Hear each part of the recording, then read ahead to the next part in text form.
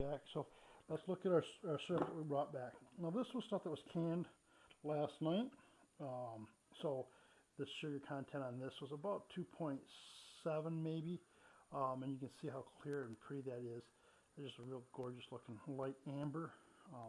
That's going to grade out at the high, grade A fancy, I do believe is the new name for it. But that is what come out from last night's batch of sap. That was a 16-ounce bottle. Here is the same syrup in a 12-ounce bottle. So the video I don't think is going to show it. It's just a ever so slightly darker looking, and it just happens to be the contour of the glass and the thickness of the glass. The bottles change. Now let's look at this. This is a little backwards from this year. This was the beginning syrup of the year. Normally syrup is darker as you go, it gets darker as the year goes on, and it's light in the beginning of the year, just because of weather conditions.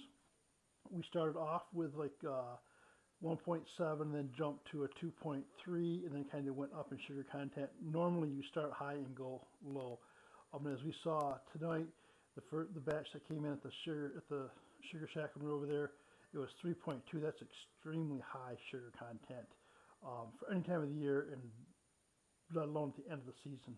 We'll probably be able to sap season here next week or so, depending on how this weather goes. And so this is normally the end of the season. This is normally the beginning of the season, and you can see it's backwards.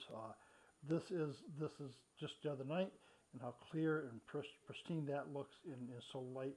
And then this is this dark amber. Really, the only difference you're going to notice, the darker is going to have a little more flavor. It's because you have to cook it longer. The longer you cook it, the darker the sugars get. It's the caramelizations of the sugar. So it just gets darker the more you cook it.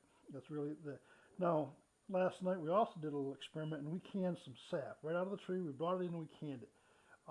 It looks like water, and it actually like water. And it's water with basically a few minerals in it, and then 2.6% sugar. So this is kind of good. Kelvin will drink it straight out of the tree. He sits down. I think we have some videos online of, or not videos, some pictures online of him sitting there with the taps draining into his mouth while we were dumping the buckets. Here's the same in that 16-ounce bottle. So you can see it looks like water.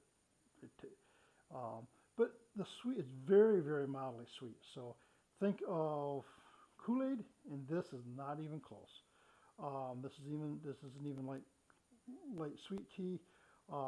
This tastes like has a little maple flavor to the water, and very light syrup, or very light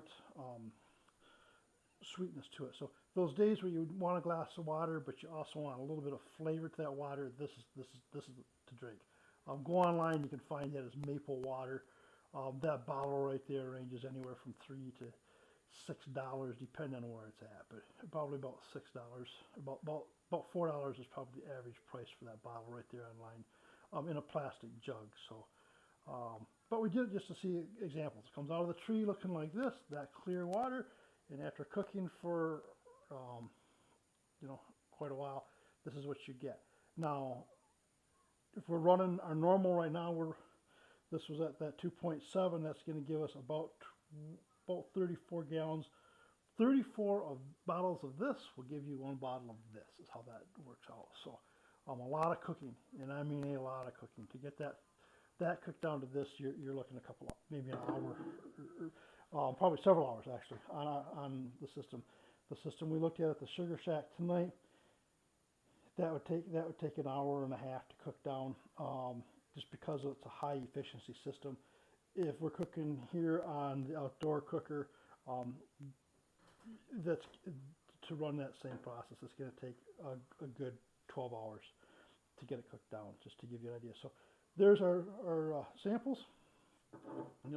That's the sap, and then there are a couple sugars right there, a couple syrups right there, and then just a sap with next to that sugar. So there we go for the night. That's it. Until next time.